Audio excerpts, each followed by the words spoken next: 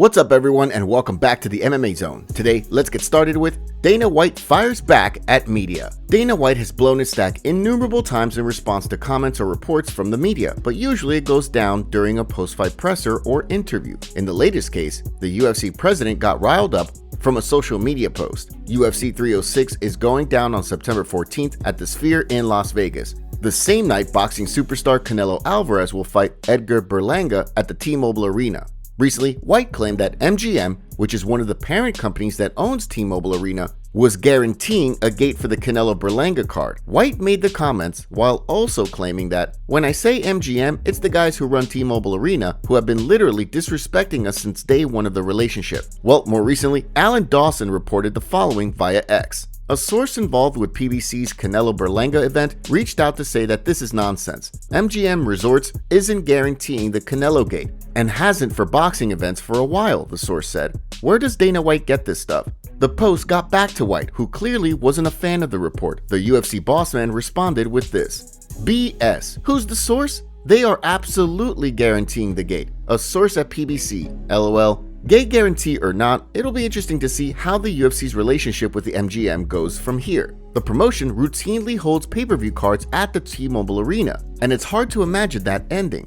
Okay, now let's look at Kamaru Usman versus Belal Muhammad is a real possibility. Recently, Belal Muhammad proposed that Kamaru Usman and Shavkat Rakhmonov square off to determine who he will face in his first title defense as the welterweight champion. But the way Robert Whittaker sees it, he wouldn't be shocked if the UFC looks at having Usman fight Muhammad next. Muhammad proposed the Usman-Rakhmonov matchup after Shavkat reported the UFC had called about Belal facing him at UFC 307 on October 5th. Muhammad apparently passed on taking that fight, since his championship win over Leon Edwards went down on July 27th. Well, during a recent episode of the MMA Arcade podcast, Whittaker was asked to weigh in on the situation. The former middleweight champion proceeded to cite the massive favor Usman did last October, when he stepped up on short notice to replace Paulo Costa against Khamzat Chimaev. After Usman stepped in to fight what's-his-name on like a week's notice, Chimaev, I feel like that's a lot of balls in his court. I feel like that's a lot of weight because that's pretty ballsy and it was a pretty good fight. I don't know. I kind of feel like I wouldn't be terribly upset if he didn't get a title shot.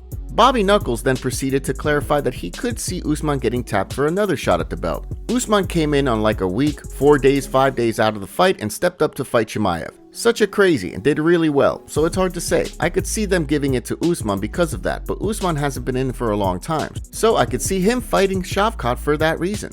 The comments drew some interesting feedback online from fans and observers, some of which cited another top contender in Jack Della Maddalena. I need that Usman vs JDM announcement. That is the fight for Kamaru to get back to the title fight. JDM is on a 17-fight win streak. That's a big fight. Usman, although he is on a 3-fight skid, he has a win over every single opponent outside of late notice Khamzat, which I thought he won round 2 and 3. I dig it. It makes all the sense. JDM with a win gets a title shot and Usman as well. Only other person is Gary and he needs to fight Leon. Gilbert versus Brady is a great fight, but not a title eliminator.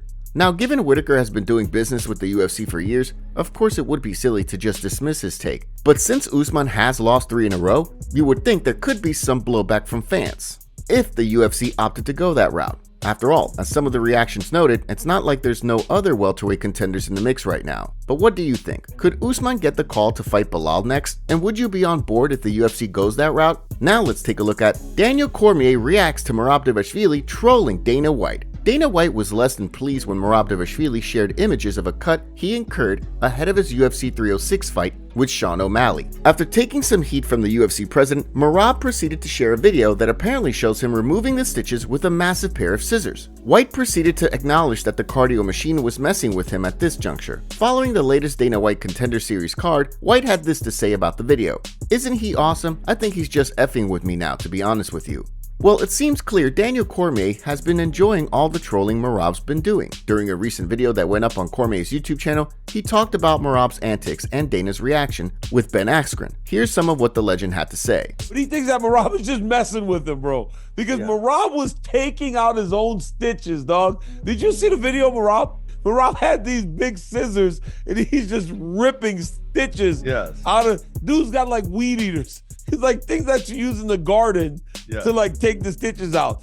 Do you think when you watch him do that, he's is funny. it just him going, it's not, I told you it wasn't that big a deal?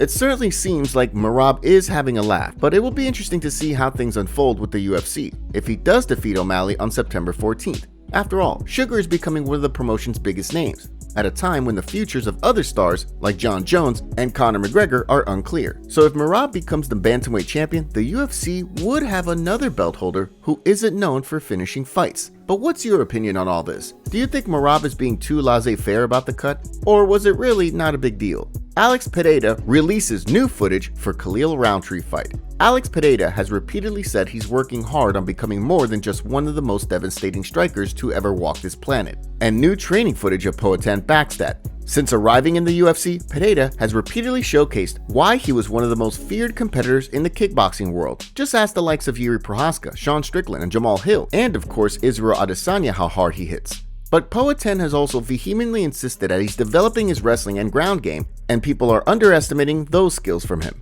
Case in point, Pereira has said he'd welcome the chance to showcase those tools against the vaunted grappling game of Magomed Ankalaev.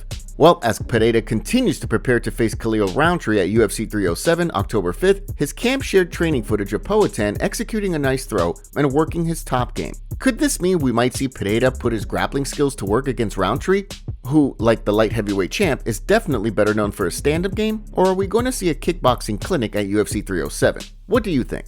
Up next, Jon Anik wants huge change in the UFC. Jon Anik has been calling UFC fights for over a decade now, so it shouldn't come as too big a surprise that the announcer has some ideas on how to make MMA better. Given that Anik has been announcing UFC cards since 2011, not only has he watched and called a lot of fights live, he's likely watched a gazillion scraps while preparing for broadcasts. In other words, he should know a thing or two about the greatest sport on the planet. Well, Anik spoke with Josh Thompson and legendary ref Big John McCarthy during their weighing-in show. When asked how he would improve the sport of MMA if he could, Anik said this: "Off the top of my head, it would be to give judges more resources. So it would be to give judges half points. I can expand on that if you want, that's really it. I think judges need more resources. And there are far greater authorities than me when it comes to other ways to affect change, as far as that's concerned. But based on my conversations with judges, if you could just give them half points and the ability to use half points, we would have a lot more clarity when it comes to how these rounds play out."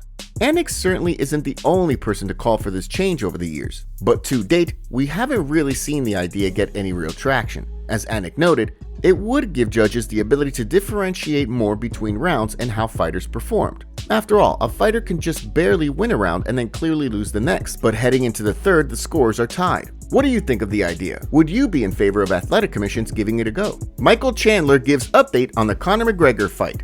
As this video is being produced, there's still no official news on if and when Conor McGregor and Michael Chandler are going to fight. But what else is new? However, there have been signs in recent days that an announcement could be imminent, and one of those signs has come from Chandler himself. Unless you're brand new, you know that it's been nearly 2 years now since the UFC announced plans for McGregor and Chandler to square off. After months of speculations and delays, the two were finally booked to fight at UFC 303 in late June on the 29th of June. But McGregor's broken pinky toe shelved that scrap. Well, more recently, Dana White announced via a social media stream that there was going to be big news about McGregor and Chandler soon. That spiked talk about when the fight could go down all over again, and in addition, Chandler has posted this: "Wheels in motion to bite down on that mouthpiece again. Bet on yourself. Always. Walk on. See you at the top." So yeah, it does seem like we could be hearing something soon in regards to a new date for McGregor versus Chandler. The big question is, could it go down before the year's up? McGregor has repeatedly said he wants to fight this year, and repeated that desire recently after White said that we won't be seeing McGregor compete in 2024.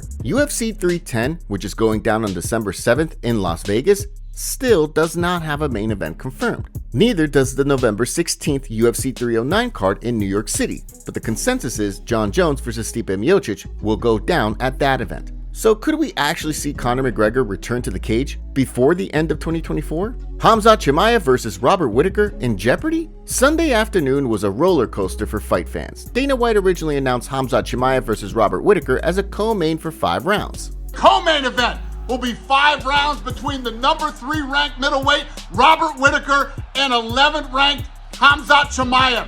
As you guys heard from the boss man, the fight was supposed to be a 5-rounder. However, the UFC posted this on social media yesterday. Drago has been on a tear since this moment. Alexander Volkov is taking on Ciryl Gane in the UFC 308 co-main event. So it appeared that the UFC had changed the co-main event to Ciryl Gane vs Alexander Volkov. The UFC even went as far as changing the official fight card on their website. The MMA world was not happy with this change. Many people started assuming Khamzat had pulled out again due to his history. However, this was not the case. The UFC later went on to delete the tweet. They then posted this to reassure fans that the fight is still on and will serve as the co-main event. The UFC tweeted, "The matchup we've all been waiting for. How excited are you for the UFC 308 co-main event?" The MMA community reacted to the entire situation. Here's what they had to say. "We saw the first tweet. UFC need to implement communication strategies in the workplace. Don't give me a heart attack like that. Okay, everyone can exhale now. People need to get off the internet once in a while and stop hanging on every UFC tweet or every word Dana White utters. You really had people thinking this fight was cancelled off one tweet. That's what I thought. Me and the boys were already gearing up to invade the UFC headquarters. We'll return to base, but don't ever F with us again." So it looks like the fight is still on. Who do you guys have winning this fight? Khamzat Chimaev or Robert Whittaker? Let us know down in the comment section below.